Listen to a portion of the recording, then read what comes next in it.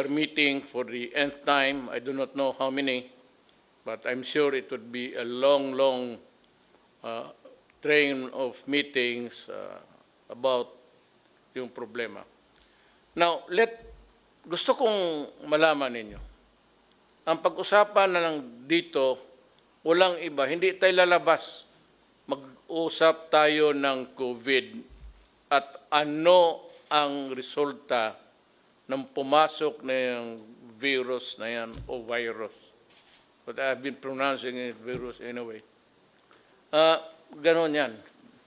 So, hindi tayo maglabas dito. COVID lang tayo at ano ang problema na lumabas sa contamination sa ating bayan. So, let me, para maraming masagot yung maraming tanong ninyo, tatawagin ko si Secretary Bautista ng DSWD para mag-presentation at magsabi sa tao kung saan na yung pera at ano ang nangyari as of now, itong panahon ito. Secretary Bautista, you can... Fellow Cabinet Secretaries, maayong hapon. Sa mga nanonood ngayon, magandang hapon din sa inyo lahat. Unang-una, nais ko lang ipahatid sa inyo na nung dumating ang 100 billion sa initial tranche para sa cash annihilation program, ay in a matter of 3 to 5 days, ay naibaba namin kagad ang kaakulang ayuda para sa ating mga 4-piece members.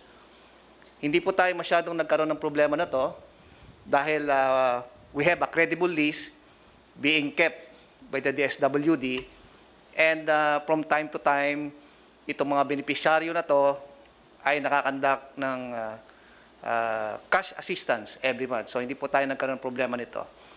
Kasunod din po noon ay nag-payout din po tayo sa mga transport group beneficiaries. Nakuha lang po natin to ng 2 at saka 3 araw. So, ibig sabihin po nito, in a matter of from April 3 hanggang April 7, na-cover po natin ang pagbabayad sa mga 4-piece beneficiaries, other transport groups.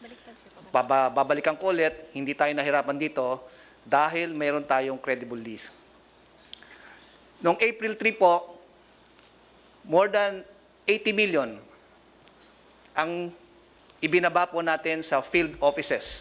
Ibig po sabihin nito, talagang yung mga budget allocated sa mga field offices para implement ang social amelioration program ay makarating kagad sa kanila. Kasi alam naman natin na sila ang mag-implement in coordination sa mga LGU. Nung natanggap po nila ang amount na 80 billion, ay dito na po nakipag-coordinate po sa mga local government units sa municipal, city, social welfare development para po i-transfer natin ang pondo sa kanilang LGU. Ang naging konsepto po nito ay sa tulungan ng AFP, PNP, DSWD personnel, other monitoring groups ay tutulong para sa implementasyon ng social amelioration program. Dito po naranasan natin na merong, sabi natin, naging problema kasi po ang listahan ng mga taong babayaran ay hindi po available.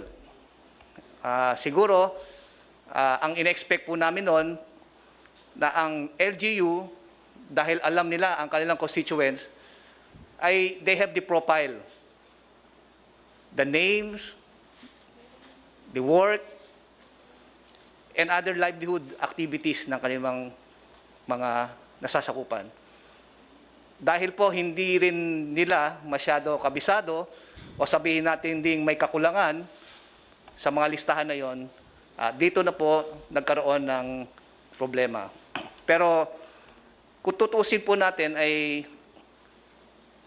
ito po ang unang pagkakataon na dumaan tayo sa sitwasyon na to.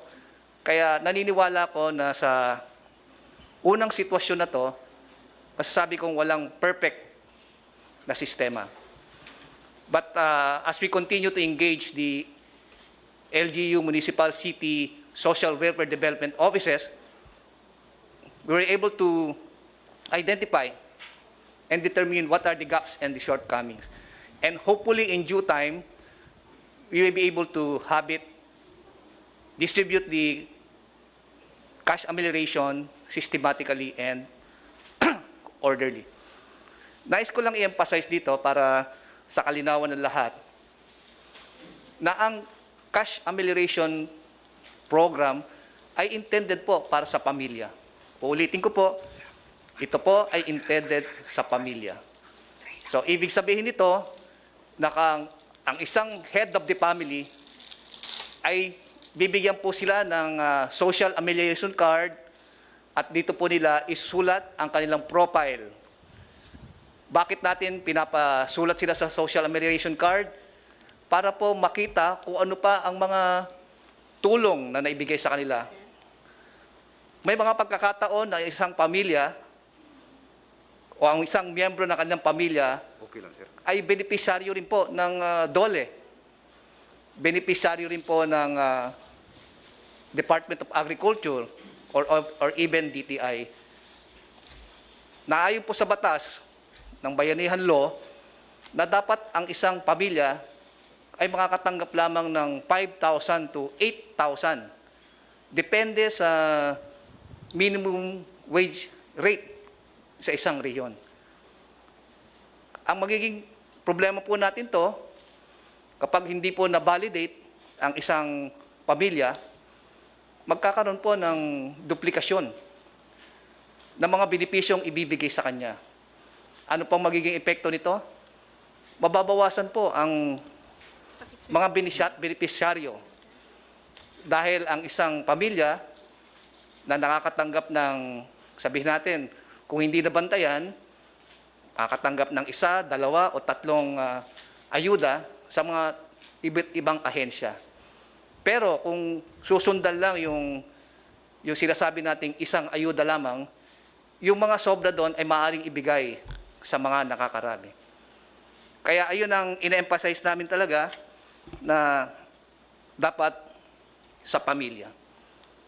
Yung mga other documentary requirements, mga basic documentary requirements na kasunduan ng LGU, Municipal City Social Welfare Development Offices, ay kailangan po yan dahil sa transparency and accountability. Alam naman po natin na may mga pagkakataon na may mawawalang pera o hindi mabibilang ang pera, kaya kailangan po na merong taong mananagot, taong sasagot kung sakaling hanapin ang mga pagkukulang na pera. Pero ito ang ina-encourage ko sa ating mga kapatid na dapat we should be a vanguard in the distribution of the social amelioration program. Dapat lumakas ang ating boses dahil alam naman natin na ang social amelioration program ay people's money, no? Coming from the people's tax. At hindi dapat po ito masayang o magamit lamang ng mga taong iniisip ang kanilang sariling interes. Ang akin lang pong advice sa ating lahat na this is not the time for blame game. Dapat the more that we should help one another in any form we can. Katulad ng ating sinasabi ng ating presidente na this is an opportunity for us to show to our people that we are worth a public servant and only looking after the welfare of our brothers and sisters. So ayun lang po ang aking mensahe. Ang DSWD po ay gagawin ng lahat na tulungan ng ating mga LGUs para masigurado natin na mapadali, mapabilis ang pagbibigay ayuda under the Social Amelioration Program. Maraming salamat po. Would like to chief implementor ng ating programa si Secretary Lorenzana sa Department of Defense. Magandang gabi, Ginoong Presidente, mga Magmaskak kasi parang tayong long rangers dito. miyembro ng kabinete at ating mamamayan. Ako po yung chairman ng National Task Force ng COVID-19. Ito po ang ginagawa ng inyong task force ngayon. Ayos na po yung ating organization. Meron tayong organization ng mga lahat-lahat na transportation, logistics, saka yung communications. Naayos na po natin yung ating mga supplies ngayon. Nakahabol na po tayo ng ating mga PPEs na pinamili po ng PSDBM at saka ng DOH mula China. Halos araw-araw po ang hakot ng ating C-130 ng mga gamit na yan. At ito po, kami rin po ang nagbibigay ng mga nag-distribute itong mga gamit na ito sa mga hospital dito sa Maynila at saka sa probinsya. Tumutulong din kami ng paghahakot ng mga ibang gamit sa Mindanao at saka sa Visayas gamit ng ating mga Air Force planes. Ito pong isa pong pinagkakaabalahan namin ngayon ay ang maghanap ng mga lugar na pwede natin gamiting isolation wards ng mga apektado ng COVID. Marami na tayong nakita rito, yung World Trade Center, yung PICC, yung Rizal Memorial Coliseum, yung Tala, lahat ng QI, handa na po yan. At saka kahapon, nagpunta kami doon sa Philippine Arena ng INC ng Iglesia ni Cristo at kami nagpapasalamat kay kapatid Eduardo Manalo kasi inoffer niya yung kanilang facilities na kung magagawa natin yon ay 2,000 beds ang ating magagawa roon. So huwag po kayo mag-alala, kami po ay mayroon tayong mga tao na mamahala ng mga dapat gawin ng ating probinsya. Kami po ang taga-implement lahat ng mga gagawin sa lupa. So huwag po kayo mag-alala at kami po nandoon ng araw-araw at 24 hours a day. Maraming salamat po.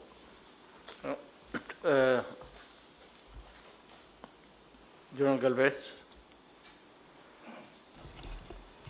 Sa ating mga kababayan, mag-report lang po kami na talagang yung plano po natin na National Action Plan ay on track.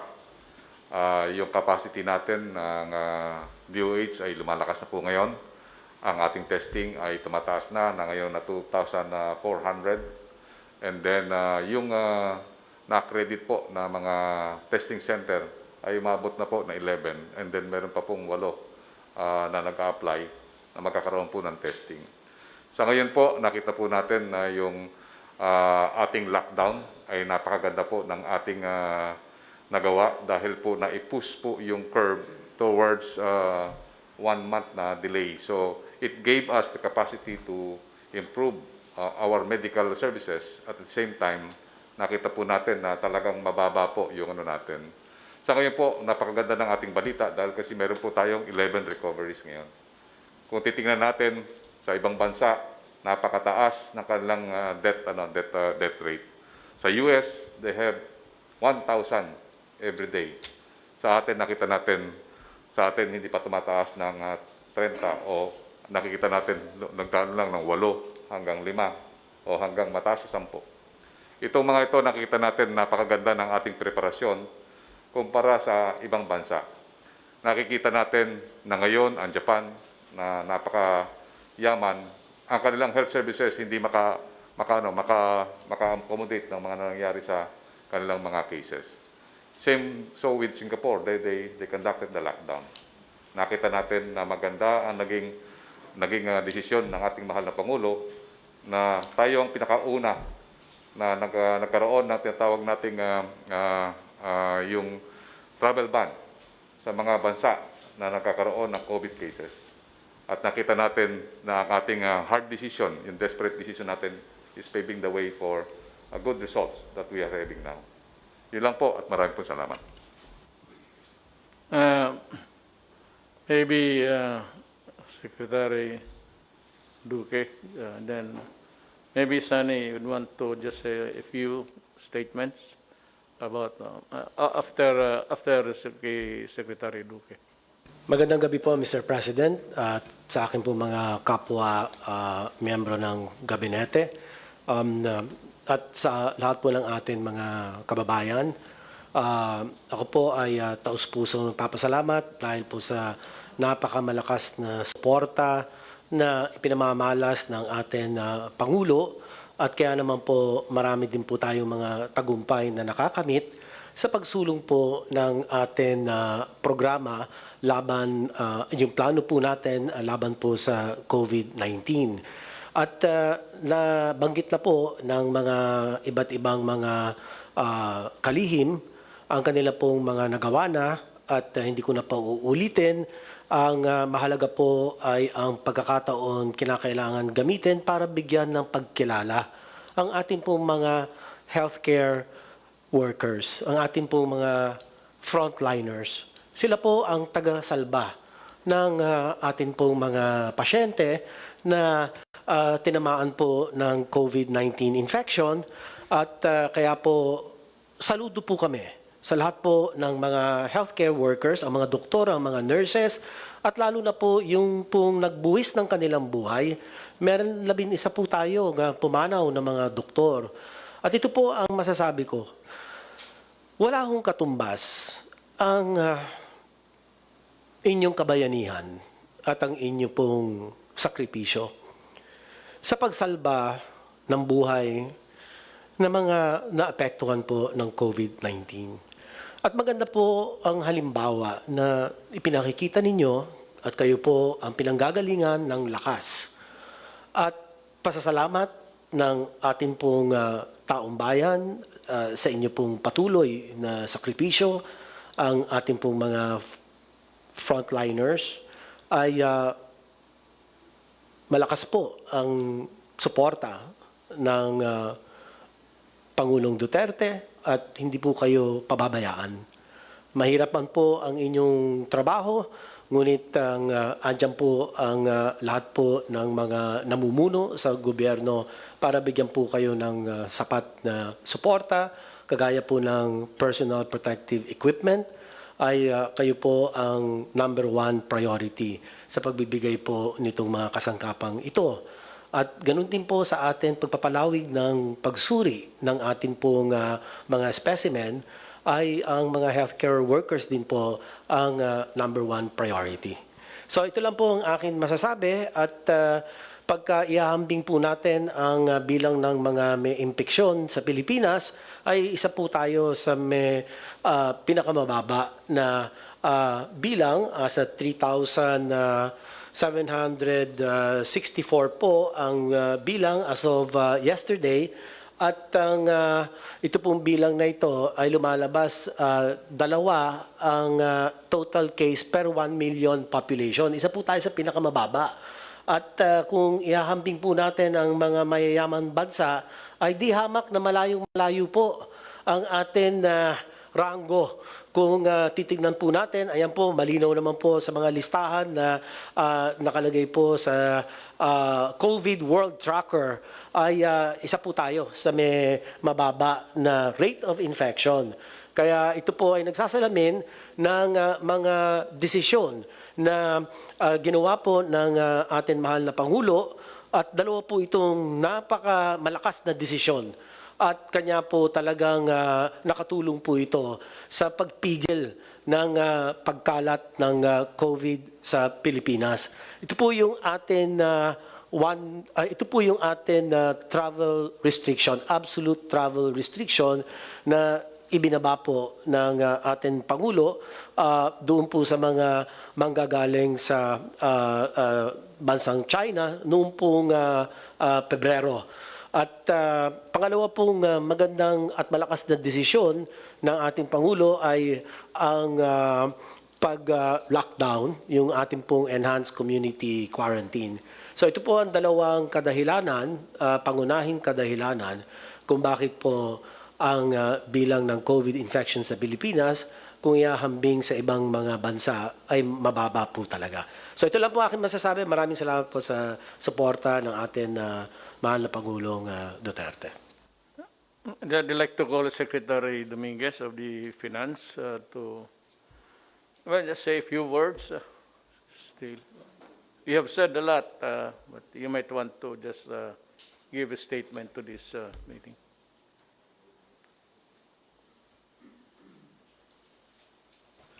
Gandang gabi, Mr. President at members ng Cabinet. Before we start, tignan natin kung saan tayo nanggagaling sa in terms of the economy ho. Nung pumasok kayo noong 2016, ang order niyo ho sa amin ay is to manage the economy for the welfare of the Filipino people. Ang ibig sabihin noon, lahat ng collection natin ng taxes should be collected efficiently at lahat ng gastos natin should be very conservative and really wag tayo magwaldas ng pera. So, ang resulta ho noon ay maganda yung position ng economy natin. So, kaya even though we have a bad luck to have this COVID-19, we are very well prepared. Ang growth ho natin from 2016 ay average 6.4%. Yung collection natin ng income ng government is the highest in 22 years as a percentage of our growth. Ang utang ho natin has gone down to the lowest it has been in terms of percentage to GDP, and it's only now 41.5%. Dati ho, 70% of GDP yan. Ang inflation ho natin, bumaba na. So it's, last month it was 2.5%, and it is within our target of 2 to 4%. Ngayon, itong COVID-19 has hit us in a very hard way. Ang katotohanan lang, ang estimate natin, our GDP growth will be 0 or -1%. Ang temporary unemployment natin will be 1.2 million workers. Pero this is in comparison with the lowest unemployment rate ever achieved in the Philippines. For the economists ho, tignan din natin yung budget deficit natin from 3.2%, lalaki ng 5.3%. In other words, we will be spending more than we will be collecting. But we are spending more in order to save the people and make sure that they have food on the table during this time. So, ang debt to GDP natin ho, tataas from 41%, siguro aabot ng 47%. Pero that is still very low in compared to our neighbors. May isang neighbor tayo na 80% of GDP ang utang nila. Ngayon, nagpapasalamat ho ako na the legislature gave you the power to reallocate the budget so that we can meet the new the new priorities now, which is the COVID, which is brought about by the COVID.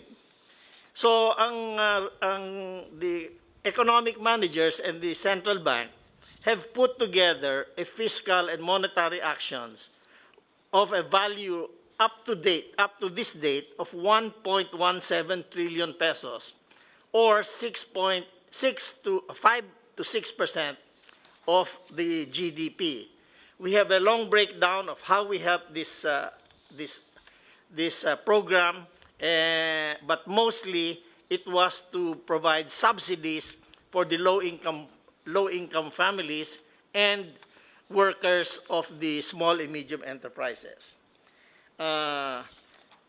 We also spent a lot of money, about 600 million pesos, for health care and COVID items. And the central bank has provided 830 billion pesos in liquidity for the economy.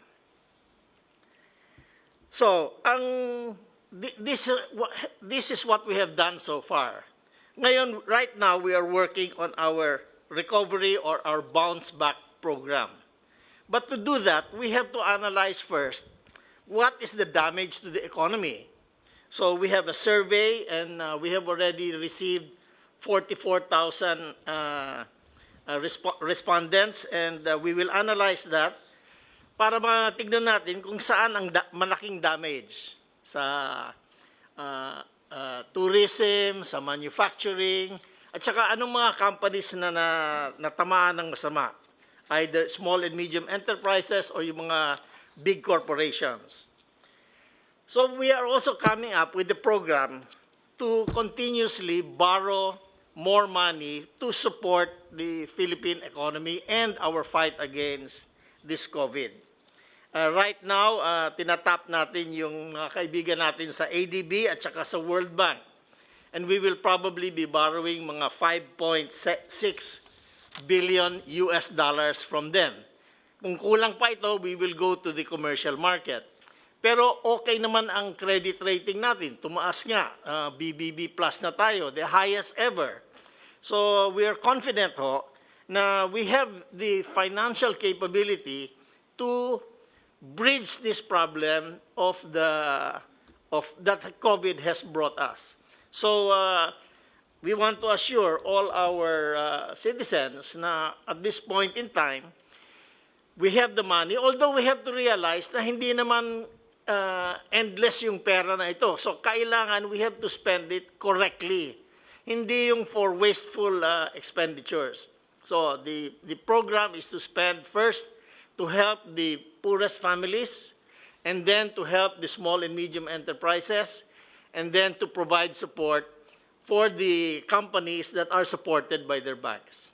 So, Mr. President, you have created an economy that can stand a hard hit, and I think the Filipino people should thank you for your very conservative economic policies.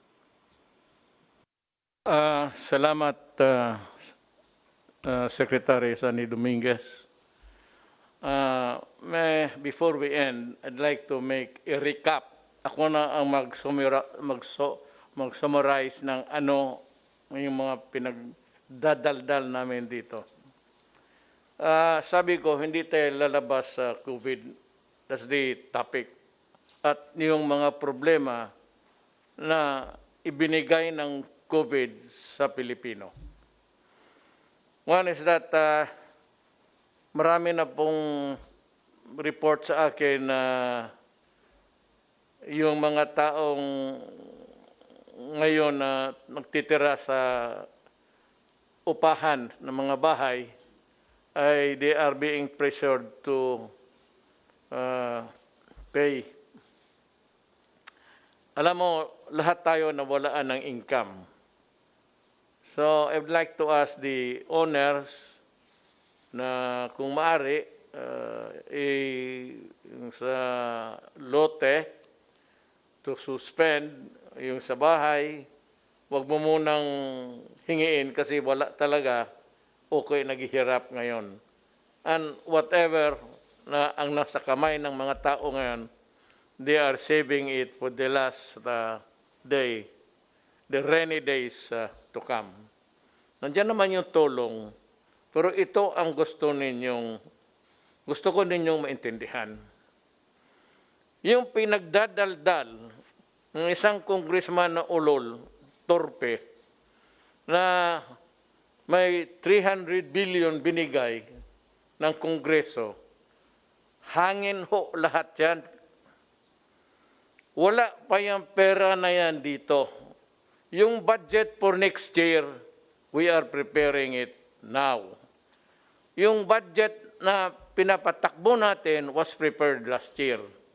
But COVID was not included in that budget. So yung sabi ko na 300 billion, yun yung mga sinabi ko na walang masyadong proyekto na walang siguro. Or projects, sabi ko, that cannot be completed during my term. Sabi ko sa kanila, Wendell Abisado sa budget, and Sonny Noset is from Davao, Congressman Nograles, na nabi ko sa mga tao ko, nung last year, mag-isip kayo ng budget that can be implemented at matatapos sa termino ko. Ayaw kong lumabas sa opisina na mayroong mga project na hindi natatapos. Kaya kung hindi lang man importante, ang suggestion ko sa Finance, kay Secretary Dominguez is, be sparing. Yun na lang mga projects na talagang makikita mo at matatapos natin at makita ng mga tao. Kaya yung nakikita ninyo ngayon, yung madaan kung anong nakikita ninyo, yun yung projects na nakaantala sa budget that was prepared last year. Yung pera na yung para sa COVID, hindi yan pera na kukunin pa. Yan ang nireserba ni Secretary Dominguez na may pang buffer zone tayo at may maiwan tayong pera bago tayo umalis sa gobyernong ito. Yun ang totoo dyan.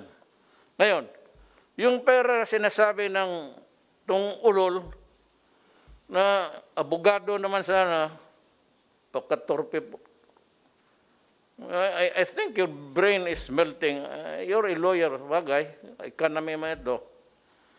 Saan ka nag-aral, ewan ko.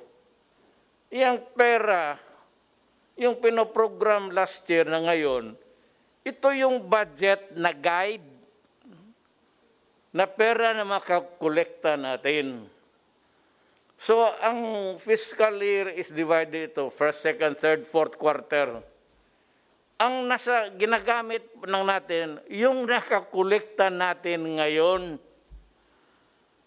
Yung sa budget na nakaprogram, hindi na matuloy yun dahil sa COVID, nag-ikis ang panahon. So yung may mga project ngayon, baka ilagdag ko yung malalaki pag nagkulang ako sa pera para sa control sa COVID. Magastos itong kalaban na ito. Hindi mo makita at lahat ay tinatamaan, hinuhostage tayo. Sabi nga doon nag-Facebook sa akin, natatawa na lang ako. Paano natin labanan yung COVID kung nagtatago tayo? Hindi mo kami pinapalabas ng bahay. Alam ko, minsan bastos ako magkwento, magbiro. Pero totoo ka talaga, tama ka. Kaya pamatong na pinapaalis ako kasi wala akong solusyon. Sige, tama. Ikaw na ang presidente.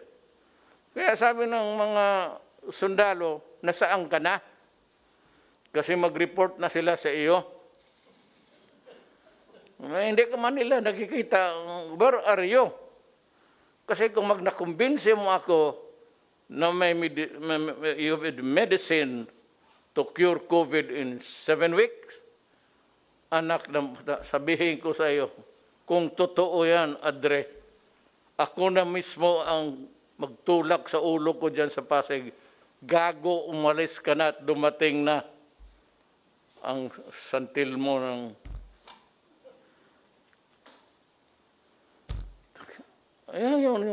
What is so exasperating is that we are trying our best. Sa limitado natin, sabi nga ni Secretary Dominguez, may pera. may gobyerno eh. Kaso lang, hindi ito para sa lahat ng panahon. So, kasi bakit masabi mo, wala tayong kinikita ngayon. Ano yung budget na sinasabi niyang intelligence fund? Wala pa yan. Kukolektahin pa yan para sa second quarter at magkolekta para sa third quarter. Hindi yan, pagkaintindi kasi, pag naniniwala ko sa mga ugok na yan, na yung 300 billion nandyan, o ito Duterte, o Kongreso, 300 billion, iyo yan. Sige, kaso, hindi ho ganon. Alam mo bakit? Wala pa yan. Ginusto ko man, hangin pa yan, magaganon ako sa ere. Kasi wala pa. Ang budget, ang guide, prepared last year, ang budget nga. Pero yung pagpatakbo ng what's inside the budget is really the money that will be collected by the finance people ni Secretary Dominguez. Wala pa yan. Kung sabihin na saan ang pera na 300 billion, ewan ko kung kaninong bayag mo yan makuha. It's not there.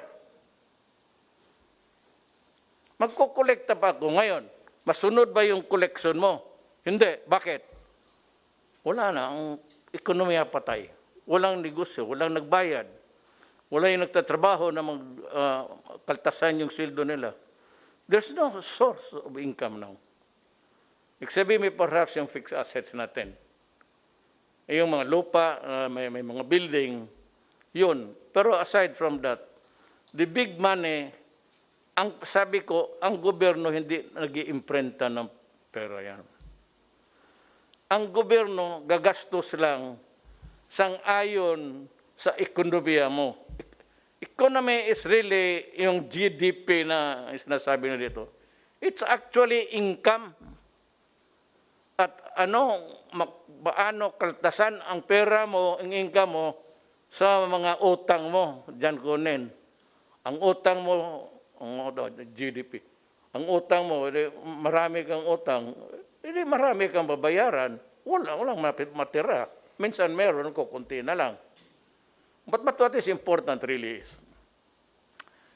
makinig kayo kasi, alam mo, kung hindi kayo makinig, and if you persist on listening to the idiots of this world, itong mga Pilipino, talagang madali ang pagbabagsak natin. So you listen very carefully because we are trying to save not only an economy but the country. Help the country alive. I am not asking you to help the economy. Wala kayong maitulong pati ako. So you just try to, do something that is not precipitate statement. That would cause trouble na manggaling doon ang problema kasi mahihirapan na tuloy tayo. Pero kung gusto yun nila ang mangyari, sabi ko sa akin, it's up to the Filipino people. If you decide to listen to the insane, Amatong and Company, pati yung congressman dyan, edi doon kayo. Ngayon, kung magsabi kayo, saan na yung pera namin na 300 billion? Wala pa po yan. Kukolektahin pa yan. O yung sabi, 270 million. Wala pa po yan. Kukolektahin pa yan for the second and third and fourth quarter sa ating kikitain. Yan ang totoo dyan. So, malamang mo lang na yung mga, alam mo, may panahon, yung mga lessors, do not tempt the gods. Kasi pagka hindi ito naayos, ang COVID, mapurnada talaga tayong lahat. Huwag din yung madaliin. Sabihin ko sa inyo, think of a COVID ganitong sitwasyon, tatakbo ito ng 2 years. Ngayon, anong silbi nagawa? Hindi lang ako, lahat. Military, police, doctor, the medical world especially. Andi itong mga police na awa ako, checkpoint. Butit na lang early on my term ay ginawa ako para sa inyo. Isipin na lang kung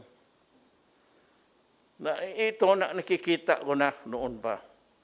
Itong COVID na ito, sinusundan ko talaga. Kasi sinasabi, come Jimmy lately, hindi ho, ako ang pinakaunang lahat nag-lockdown. Kasi nasusundan ko na ang istorya. At sabi ko, nagbabasa naman ako, different sources of knowledge. Facebook, everything. Lahat na what I can get my hands on to study the matter because presidente ako. Dumating nga ngayon itong solusyon. Ano ang solusyon? Kaya maghintay kayo, lessors, magpaparenta. Huwag ninyong madaliin kasi baka wala na tayo o wala ka na magkolekta. You not be even sure if you'd still be around to collect the money. Kaya naghihingi ako, huwag mong pahirapan ang mga tao. Kasi pag ang tao, in-evict mo, walang korte. Hindi naman ako nagpakamarunong pa sa mga judges o the judicial department of the government. Kung magsabi ng i-evict mo yung tao ngayon sa bahay, sabihin ko talaga si Rep, huwag mong sundin yan. Kung ako nag-warning lang ako, ipilitin ninyo, hindi makabayad ang pamilya, itapo ninyo, sirahan ninyo yung bahay. Sabihin ko, buksan ninyo yung bahay. Papasok mo uli yung pamilya. Punta ka ng korte, sabihin ko, huwag kayo maniwala sa korte. Hindi makakatulong yan. Hindi sana gusto ko ng anarchy. Pero at this time, makialam ako sa lahat ng opisina. It's because it is my duty to preserve the nation. And the only way I can do it is really to impose order. Ngayon, kung sundin mo lahat ang batas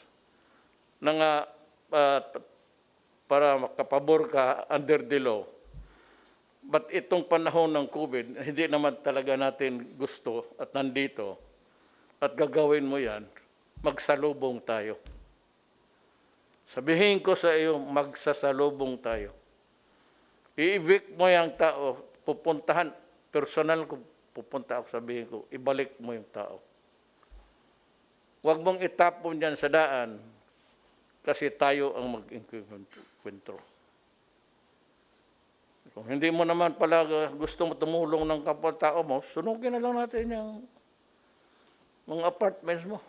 Total, may bumbiro, tawagin mo. Huwag ganon. Huwag ninyong i-pressure. Ayaw kong gustong magsalita na ganito. Parang hold-upper. Pero if you interpret it that way, hold up talaga ito. Hold up mo kami sa aming mga pinaghirapan namin o itong mga to. Ako lang, hirap ako magsalita. Sikip kasi kasi lahat sila naka-maskara. Mahiya naman ako kasi ang order ko, huwag kayong lambasan, walang maskara. Tapos makikita ninyo lahat sila, ako lang ang hindi. So, naghingi ako dyan sa mga sundalo. Binigyan nila ako. Pero ang binigyan nila yung para sa mataas na ilong. Kaya nahulog kasi wala akong ilong. Hindi naman ako. Saan ba niya bila ito sa Amerika? May ano pa, may parang ano pa dito hangin, mahigop mo. Maliit naman yung butas, let's say, baka labas-pasok ang COVID dito sa mukha ko. Well, anyway, ganon. Nakikiusap ako. Nagmamakaawa ako sa inyo. Huwag ninyong pilitin ang mga tao ngayon. Walang pilitan. Kasi talagang mag-iinkwentro tayo. Hindi talaga ako papayag. Huwag ninyong akong pilitin to go against the law. Because if the law says that you are entitled to this and that, but it will work sa kapwa-tao mo ngayon, biro mo, ipresyo mo, paalisin, ay puta. Sabi ko, maghanap ka ng panahon sa buhay mo. Kung may buhay pa tayong makarating. Alam mo, ulitin ko. COVID, anong sagot? Vaccine. Walang vaccine, COVID stays. Yan ang totoo. Bigay ko sa inyo ang totoo. So, magmaskara tayo kung wala pang vaccine mga Christmas time. Sabay na tayo sa mga hold-upper. Pareho na tayo, pareho na lahat. Ganitong bisa ng mga unggoy. Di, sabay na tayong lahat. Hold-upper na tayo. Naiinis ako alam mo, dandahan lang. Sabi nga ni Secretary Dominguez, may pera. Wag do not pressure anybody or a poor person just because you have this right. It is not the time for you to pressure other people because of your right. Ay, sabihin ko sa uli, mag-iinkwentro tayo. Sigurado yan. Taga ninyo sa bato yan. Hindi ako papayag. Hindi ako papayag, sinong tawagin niyo? Police. May mga police, umalis kayo dyan, police. Get out. Wag mong... Kasi police, mag-riot yan. Kung lahat na nag-uupa kayo, paalisin nyo, yung isa, pinaalis o paalis, magra-riot, sinong... Di kayong pulis. Lumamili kayo. Saan kayo susunod? Are you ready to confront the violence that will be created? Or you stay with me? Because I will make the decision para sa lahat. For the common good. So yung baka balang araw, as we go along, marami man namang mahilaman si Sonny. Sabi niya, we can generate funds. Sabi niya, marami ang nagpapautang sa atin. Ngayon, kung makabayad ba tayo, di hanapin nila si Dominguez, bakit tayo? Kung hindi tayo nakabayad, ako ba ang nagsabi na si Sonny man yan. Pero sabi ko, classmate kami nito. Since kindergarten, valedictorian yan. Kaya bright siya. Pag nasabi maraming pera, sabi ko, ang huli nito, alam ko na ano. What is the end game? Pag maubos talaga ang pera, ipabili ko lahat ng propiedad ng gobyerno. Yang cultural center, PICC, yung lupa dyan, totoo. That's the last na pag wala na akong makuha and we are about to sink and really sink, I will sell all the assets of government. Tapos itulong ko sa tao. What is important is na saan yung pera ninyo? Importante maintindihan ninyo yan eh. Kaya sa mga text, saan na yung 300 billion? Adre, hangin yan. And it will continue to be a hangin. Pag second quarter, mag-break, the economy will, mabutit na lang, sabi ni Secretary Dominguez, he's assuring that we can still stay afloat. Lulutaw pa tayo, pero sabi niya, huwag ka lang magsabi na kung kailan. Kasi yung mga tao, hindi mo mabigyan ng hope. Ako, magbigay ako sa inyo ng hope. For the time na nandito ako ang control. Ibigay ko lahat. Yung pagbili ko lahat, pati propiedad ng kung saan, ipagbili ko. Ngayon, ibibigay ko sa inyo yan. And do not worry about the money. Kung yung pagdating yung lahat ng committee na membro para mag-aral kung magkano ang presyo saan, ibibigay ko sa mga opposition. Ibibigay ko sa torpe na abogado nito. Pati ang gawain kong chairman si Amatong. Sige, kayo ang mag-negotiate para wala kayong duda sa amin. Kung ano lang kikitain. Kung napagbili ang cultural center ng 50 mil, wala tayong magawa. Yun ang negosasyon nila. Ayaw ko makialam kasi alam mo bakit. Sabihin mo na yan, bilyon-bilyon yan. Magkano ang kickback nila?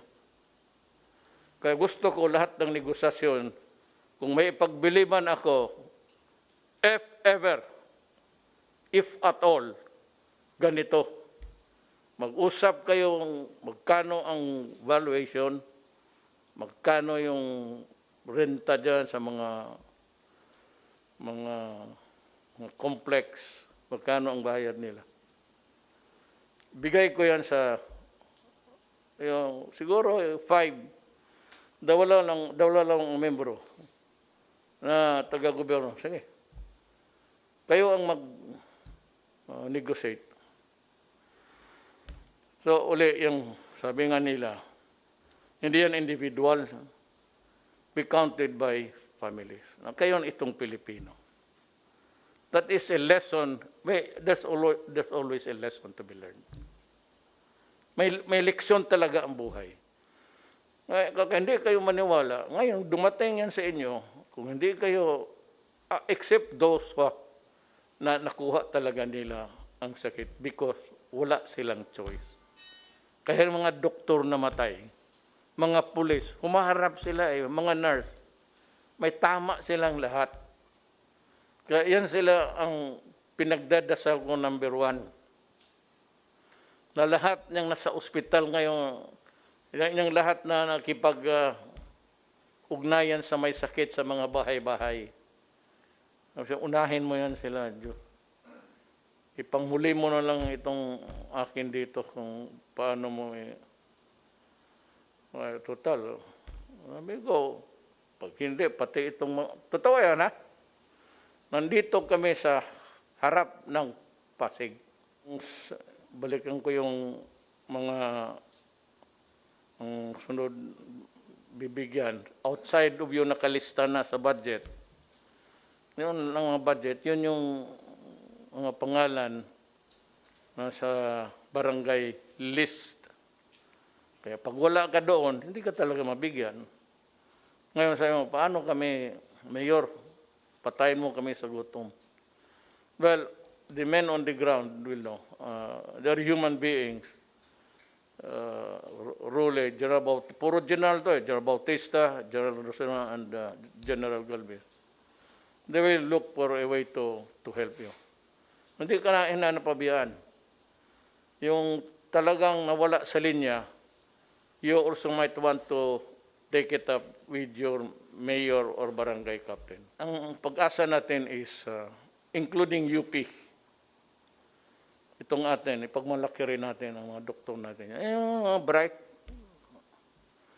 Kasi over time, yung nag-survive kasi ng COVID, nagkaroon na kayo ng...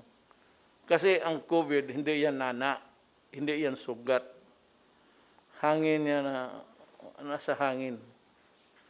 Ang problema noon, kung maghintay ka lang mag-atsi, tapos kung palayo kang. Ngayon, yung germs niya, nilalabas na niya, kung malapit ka, pagdating ng hangin, yung binubuga niya doon sa hininga niya, o sa gip mo, kaya maraming nagkaroon ng pandemic. Italy suffered, magkano ang sa Italy nga namatay? 10,000? 15. We're trying to figure out how Sani can come up with yung mga nabawasan yung iba naman kasi nag-retired na, hindi na nakapag hanap buhay. Yung iba nag-asa lang kasi yun ang propiedad ng nanay pati tatay nila, hindi nang magtatrabaho. We are looking for a way how government can help. Pag mag-asa lang tayo na sabi ni, anong ibig sabihin ni yung credit rating natin, BBB, B plus, ibig B plus, yung ang one of the highest na magpahiram sa atin kasi marunong tayo magbayad, marunong tayo maghiram at marunong tayo magbayad on time. So yung sinasabi ni Secretary Dominguez, ang credit rating natin is B+, which is halos nasa A na. So, magkano utang natin? Well, it could go into trillions. But ang Japan is 300 trillion ang utang.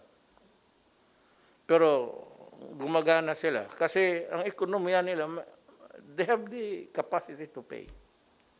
Baski trillion, ang kumikita naman sila ng trillion rin. Ang mga taga-UP natin, yung gumaling na, nagkaroon na yan sila ng antibodies. Ibig sabihin, matatag ang antibodies nila. Matanda, bata, wala, babae, lalaki. Pag nag-survive ka ng COVID, ibig sabihin yung antibodies mo, yung panlaban mo sa virus nasa iyong katawan eh. Hindi antibiotics, hindi penicillin, hindi biogesic, hindi lang. Ang katawan mo mismo ang mag-produce ng produce ng mga sundalo, lalabanan ang COVID. Ang mga taga-UP, they are trying to figure out, yung nakalabas na sa lahat na magmabuting loob kayo, and I think kung ako, I should volunteer. That is the way of thanking God that you have survived. Pakuha kayo, kasi yun ang dugo ninyo, yung plasma ninyo, yun ang i-inject doon sa mga tinamaan. So, yung katawan mo, makukuha niya yon, yung dugo na kapatid mo na Pilipino, makukuha niya yan. Kasi kung mahina ka, matatanda, kagaya sa amin, I don't know if my immune system is working efficiently. Sabi nga nila, ang vulnerable, yung matatanda. So anong solusyon, Duterte? Mayor, COVID, vaccine, bakuna. Kagaya ng kagat ng aso, that's the nearest that I can think of. Pag nakagat ka ng buang na aso, pag hindi ka na injection ng anti-rabies, you will die. Sigurado yan, walang antibodies, antibodies dyan. Pag hindi ka nabakunahan, patay ka. Yun namang sa COVID, hindi ito gaanong rabies na, it's not really a form of rabies, but yung mga tao may mga resistance, yung matatag. Yun yung mga tao na, hindi ko kayo iniintriga ha. Ito yung mga tao na, nandyan sa daan. Araw-araw trabaho. Pero lahat ng nahigop nila na lahat na siguro yan. Kaya matatag sila. Ayun yung iba naman, genetics. In the meantime, we help each other as one nation.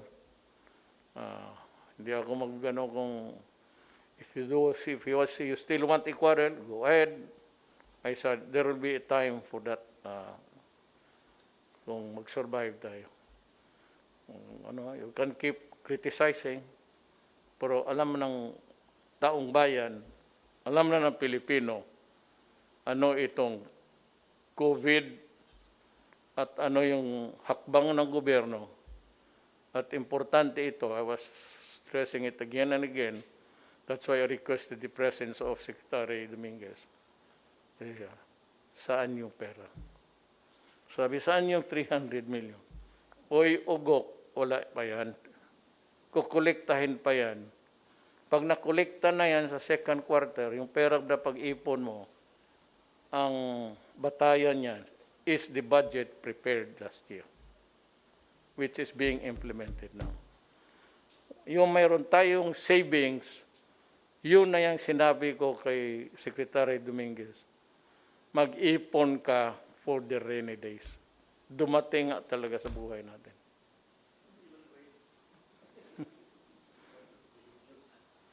Ini rainy bagyo.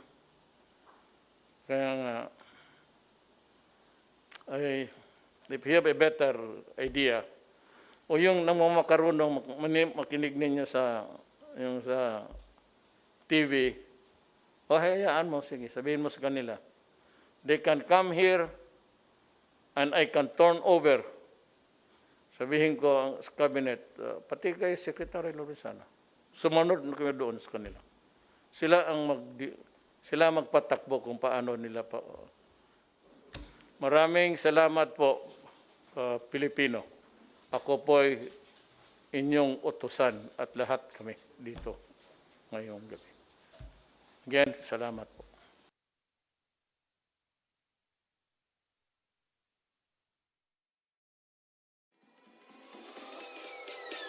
Peace.